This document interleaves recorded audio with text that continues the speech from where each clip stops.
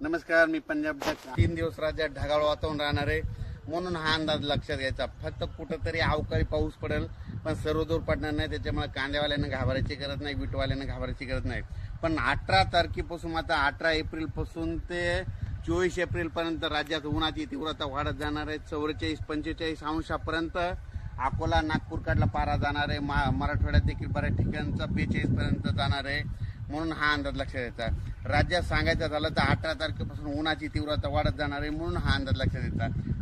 आणि हे अंदाज मी माझ्या शेताच्या या ठिकाणी नाला करत आहोत, म्हणजे एक नाला खोलीकरण करत आहोत. म्हणजे शेतातलं त्या नाल्यामध्ये पाणी जिरवायचं आणि तिचं पाणी विहिरीला पर्क्युलेशन होतंय, विहिरीचा पाण्याची पातळी वाढवते. म्हणून स्वतःहून करत आहे, कुठली शासनाची मदत नाही घेता स्वतःहून काम करत असं.